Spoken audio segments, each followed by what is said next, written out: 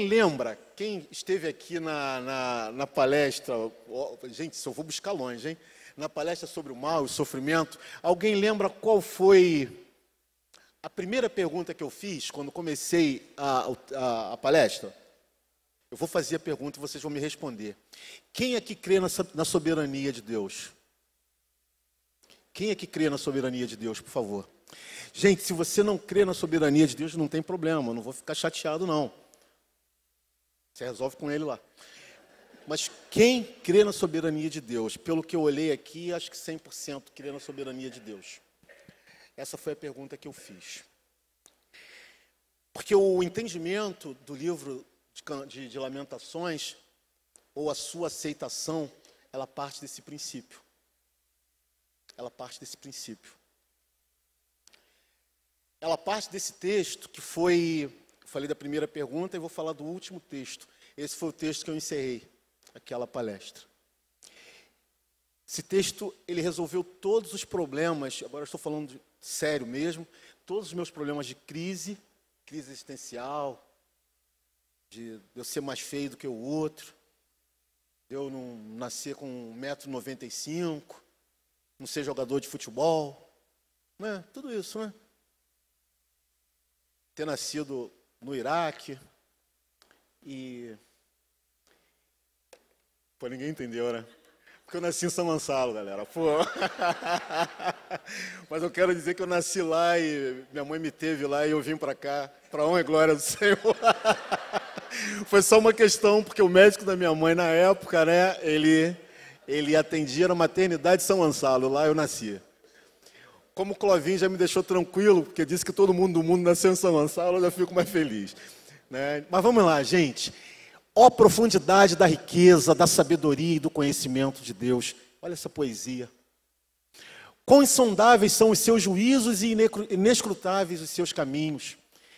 Quem conheceu a mente do Senhor? Quem foi seu conselheiro? Quem primeiro lhe deu para que ele o recompense?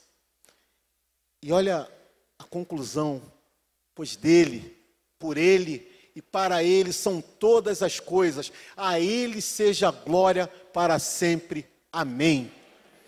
Meus irmãos, a gente pode pegar tudo e ir embora. E a gente observa três situações no livro de Lamentações. A primeira situação é o lamento do profeta. O profundo lamento do profeta Jeremias. Por quê? Pelo pecado e a cegueira do povo de Israel. O povo pecava, Jeremias já via aquela coisa ali, há alguns anos aquilo já era falado. A gente vai ver lá na frente que 800 anos antes Josué já tinha descrito essa história toda, e Jeremias, ele clamava a Deus por conta do pecado desse povo. E a terceira questão é a ira santa e soberana de um Deus justo sobre esse povo. São as três situações que a gente vê. Um profeta clamando, um povo ainda assim pecando, e um Deus derramando sua ira santa, soberana e justa sobre esse povo. A linha do tempo. Jeremias nasce por volta de 650, antes de Cristo. Tem o seu chamado bem novo, olha só, por volta de 24, 25 anos. Bom, aí em 597 começa a desgraça já predita, porque o Nabucodonosor, junto com a Babilônia, invade.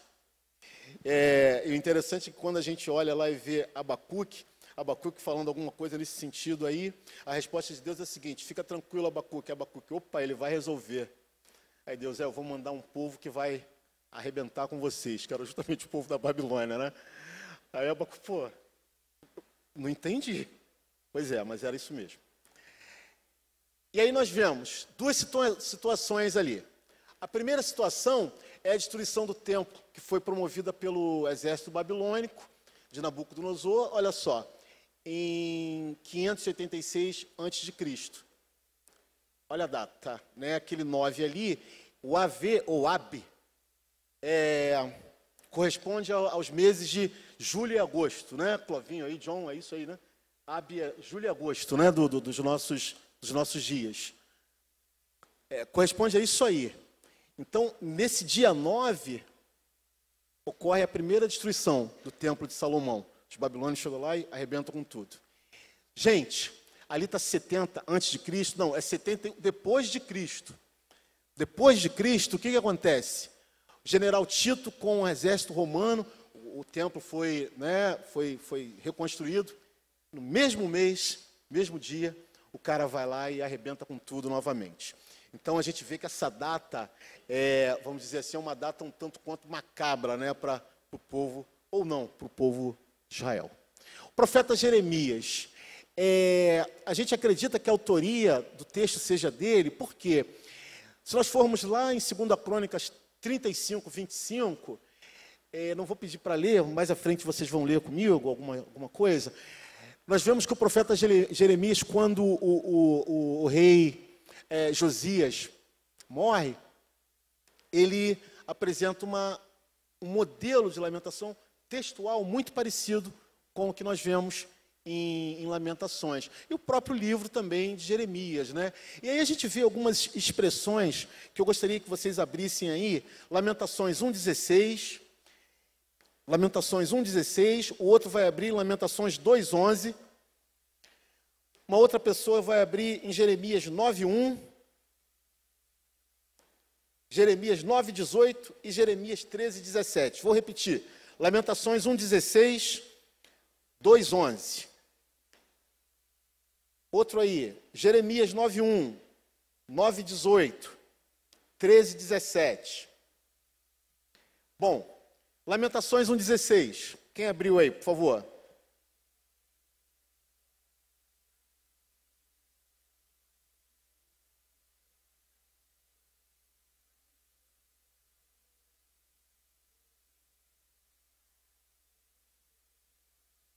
Ok, Beth, olha só, guardem essas palavras. As lágrimas inundam os meus olhos. Bom, alguém vai lá em Jeremias 9,1?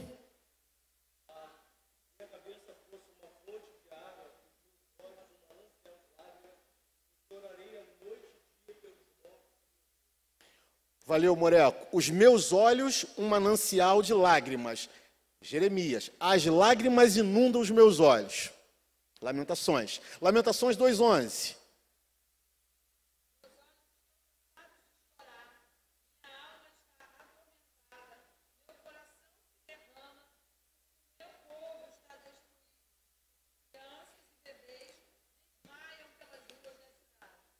Olhos cansados de chorar. Obrigado, Cíntia. Jeremias 9,18.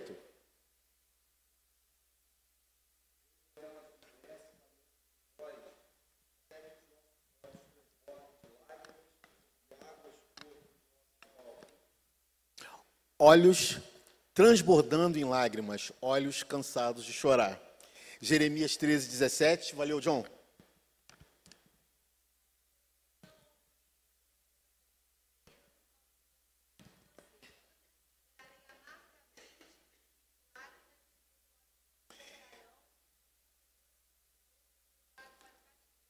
Mais uma vez, obrigado, querida, de lágrimas os meus olhos transbordarão. O que acontece aqui? Segundo os estudiosos, historiadores, o texto no original, essas expressões são as mesmas. Como o André falou, na tradução elas se perdem um pouco. Então, de uma forma até poética, talvez, o tradutor ele coloca um eufemismo, alguma coisa assim diferenciada para que nós entendamos. Mas nos originais, todas essas palavras, elas são as mesmas. Isso representa o quê? Que, pelo menos em tese, e essa tese é uma tese muito forte, que quem escreveu, né, escreveu da mesma forma. É mais ou menos como, desculpem, gente, a comparação grosseira, mas foi o que me ocorreu aqui. É mais ou menos comparar os crimes de um serial killer. Não tem aquela história? Segue um padrão? A escrita, ela segue um padrão também. Mas quem foi Jeremias? Tem que andar por causa do tempo, né? Jeremias, ele foi filho de Uquias, nascido por volta de 650 a.C., num vilarejo chamado Anatote, território de Benjamim. Anatote era um bairro sacerdotal isso ficava mais ou menos entre 5 e 8 quilômetros de Jerusalém. Ou seja, Jeremias, além de profeta, ele era sacerdote. A família de Jeremias era uma família que, assim como a família de Jó, tudo leva a crer que era uma família que buscava o Senhor. Não é? Ele não foi do nada retirado e apareceu, caiu de paraquedas. Bom, as datas importantes para os judeus, quando eu falo do texto, isso aqui em termos ilustrativos, olha quanta coisa aconteceu nessa mesma data, não é? Primeiro, trata aí, não se tem uma data exata, né, o retorno dos 10 espias que Moisés manda, foram 12, 10 voltaram falando coisas assim mirabolantes e tal, apenas Josué e Caleb viram como a coisa deveria ser vista, isso foi em 9 AV. 586, a destruição do templo pelos babilônicos, 71 depois de Cristo, do templo pelos romanos, 153, esse camarada chamado Bar Koba, que foi um líder judeu morto, que se rebelou até mesmo contra o exército, contra a dominação romana. Esse cara é assassinado. Em 1242, os judeus são expulsos da Espanha. Em 1290, expulsos da Inglaterra. Na Primeira Guerra Mundial, em 1914, eles são perseguidos, começa a perseguição pelos russos. Em 1942, lá no campo em Treblinka, Hitler ordena o primeiro genocídio lá, né, no campo de concentração. Em 1994, acontece aí, por ordem de terroristas do Hezbollah, um atentado na Argentina, onde 86 judeus morreram e 120 ficaram feridos. Todos eles 9 AV. Então, vemos a importância dessa data para os judeus. Voltando ao texto propriamente dito, eu só trouxe essa informação para a gente entender que há um significado, não sei, até mesmo espiritual, nesses eventos. Mas quando a gente olha o estilo literário, nós vemos que o André explicou aqui, o acróstico, o livro do profeta Jeremias, de Lamentações, segue o mesmo modelo, é um acróstico.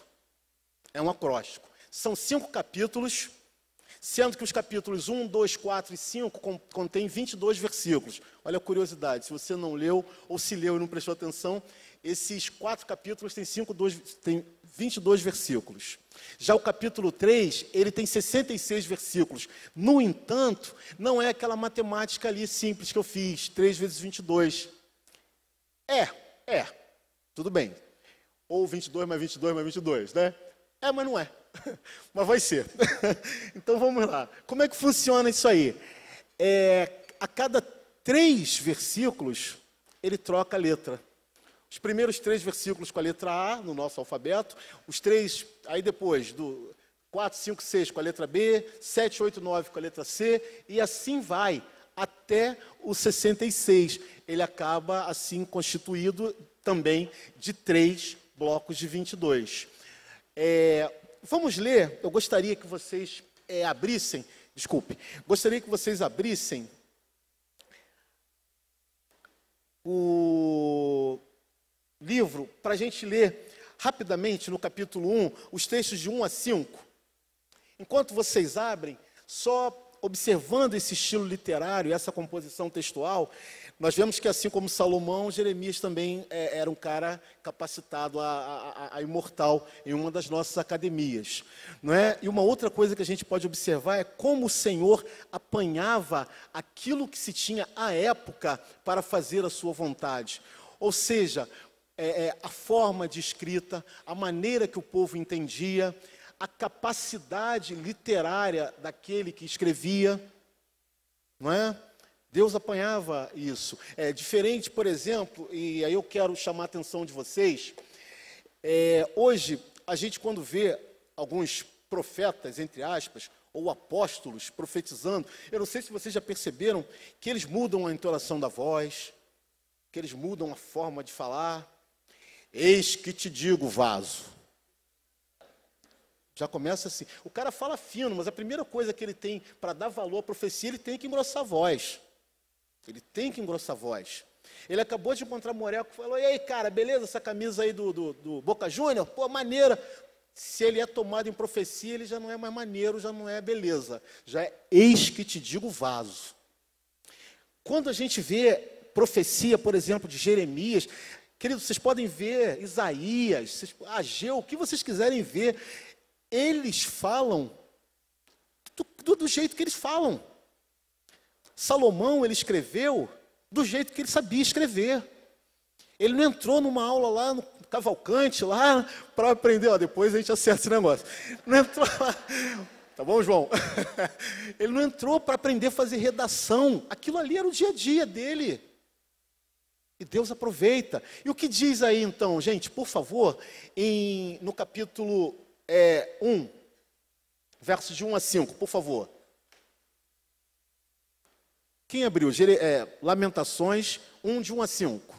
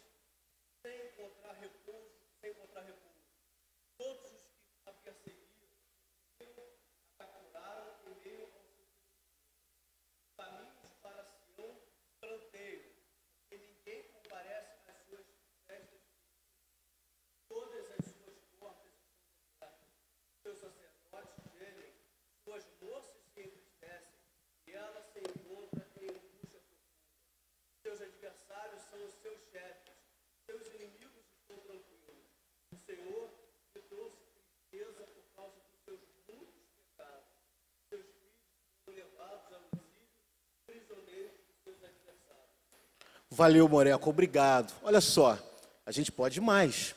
A constatação do profeta sobre a real situação do povo de Israel era essa.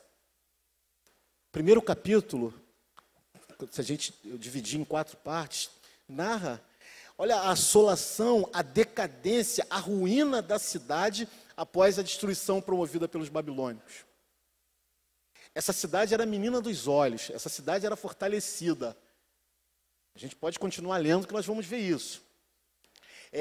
Alguém pode abrir ou continuar essa leitura lá no capítulo 3, lê de 1 a 3 só.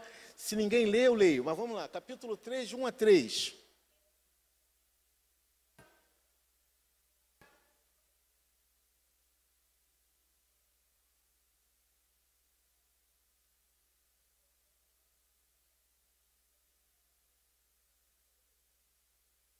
Olha só, obrigado, Luiz. O profeta reconhece que esse castigo vem de quem? De Deus. Ele reconhece. Eu sou o homem, eu sou aquele que você escolheu para contar essa desgraça. Para narrar as desgraças que você está trazendo. Claro, em outras palavras, a Luísa acaba de ler. Ele reconhece isso e ele suplica, se nós formos adiante, lá por volta do versículo 19, 20, mas ainda assim, o legal é da gente conhecer a Deus e entender quem é esse Deus a quem nós servimos, é que mesmo ele mandando a desgraça, a gente sabe que o livramento também vem dele. Aí ele vai, suplica.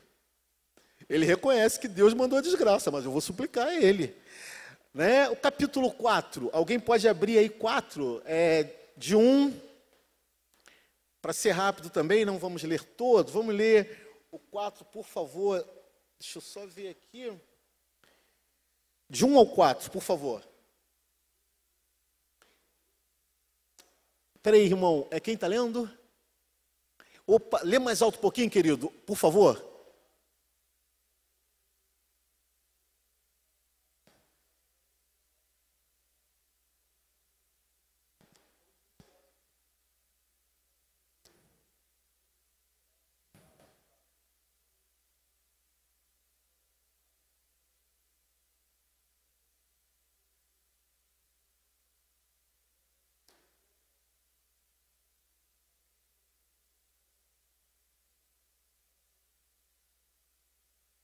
Obrigado, querido. Olha só, duas coisas. Uma, ele compara a situação atual da situação outrora da cidade. Né? Quando ele começa ali, como o ouro perdeu o brilho, como o ouro fino ficou embaçado, as pedras sagradas estão espalhadas pelas esquinas e tal, como ele vai, antes era assim, e hoje olha como está, o ouro perdeu seu brilho. Gente, e tem algo assim, que dói no coração, quando ele diz que a língua dos bebês prendem ao paladar, nem água se tinha para beber. Nem água a cidade tinha. Jeremias se entristece ao perceber o estado lamentável do povo e reconhece que essa situação é resultado do pecado desse povo, e não da ira de um Deus justo. Ou melhor, da ira de um Deus injusto. E por fim, alguém leia o capítulo...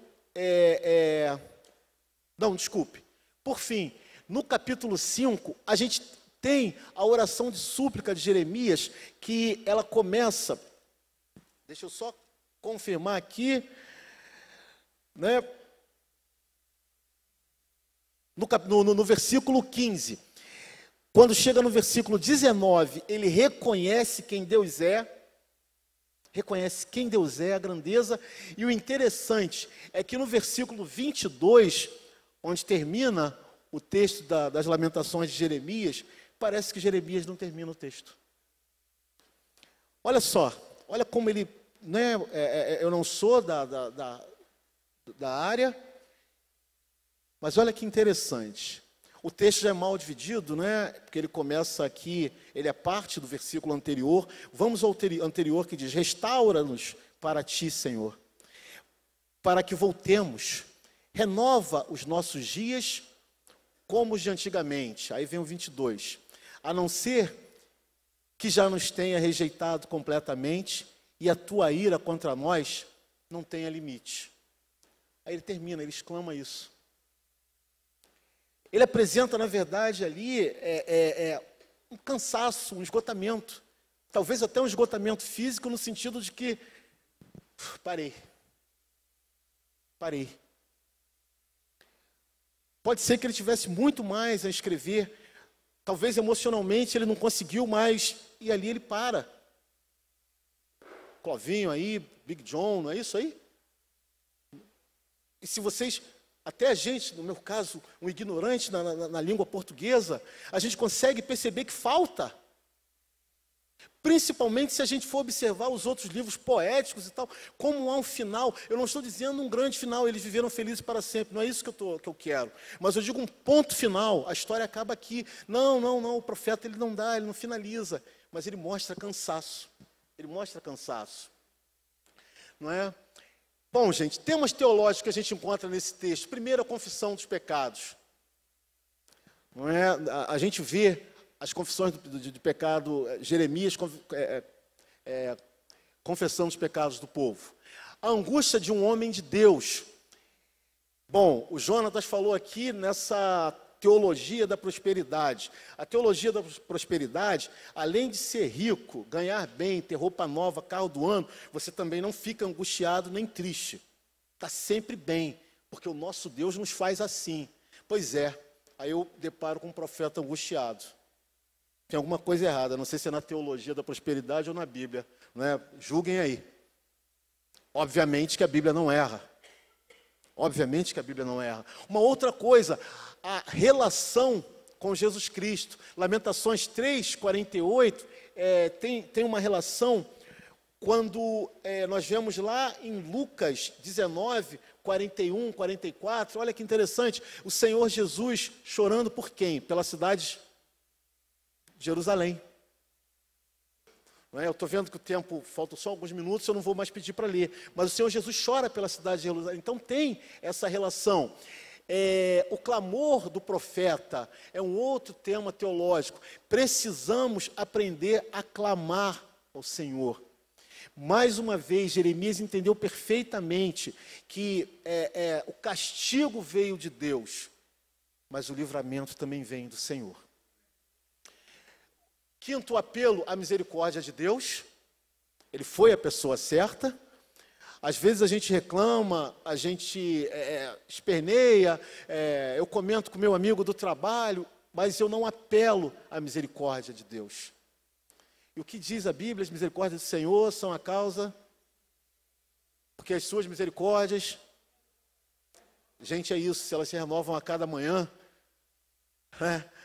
amanhã o mesmo Deus que nos manda um castigo, na sua grandeza e soberania, pode me pegar no colo e curar os meus ferimentos.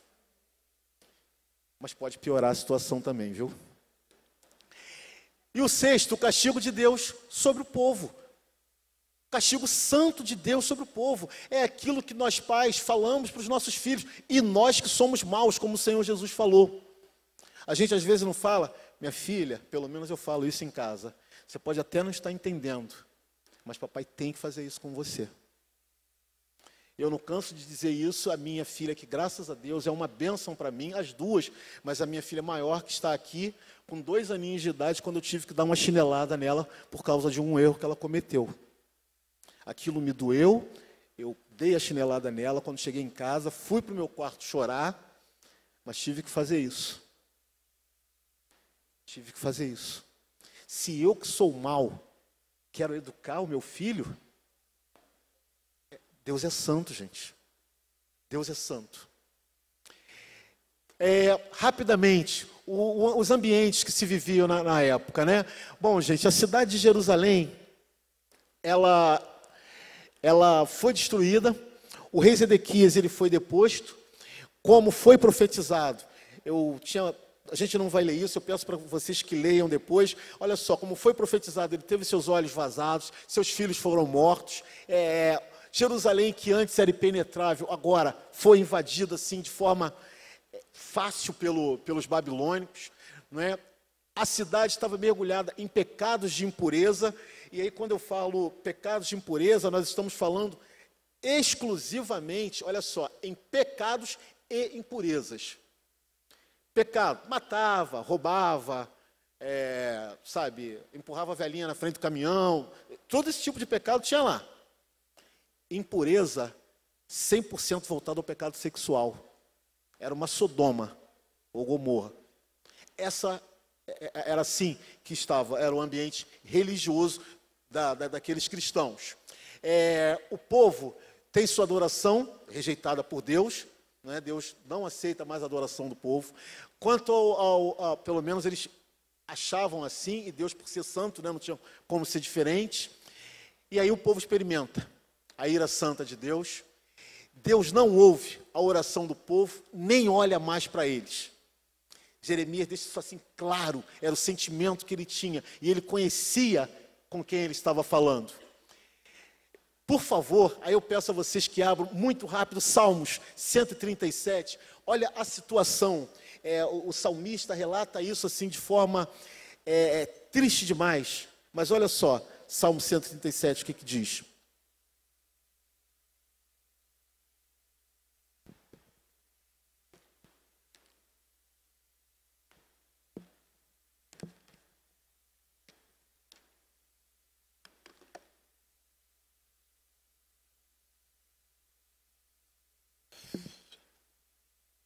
Vamos lá.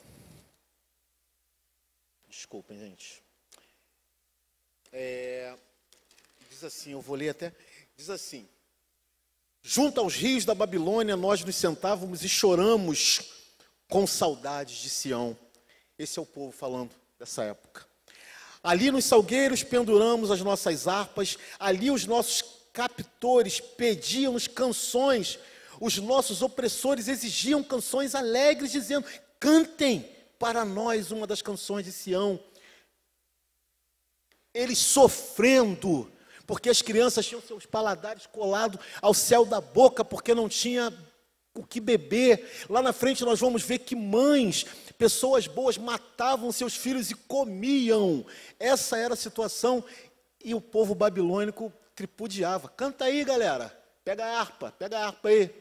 Cadê a viola, Charles? João? Vamos lá, ministra um louvor aqui.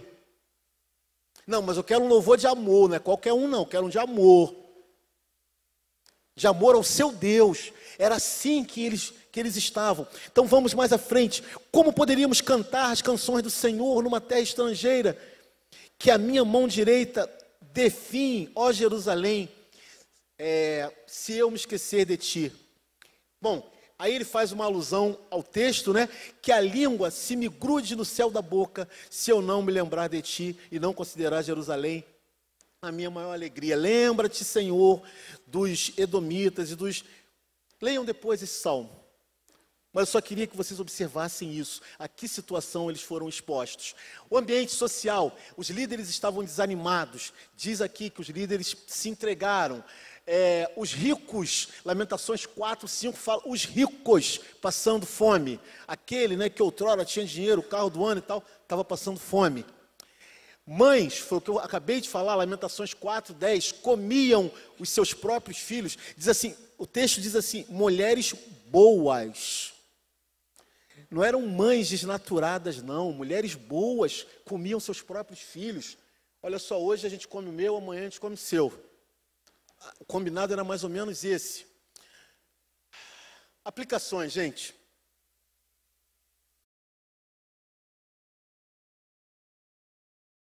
Adore e referencie a Deus em todo tempo, ainda que no sofrimento.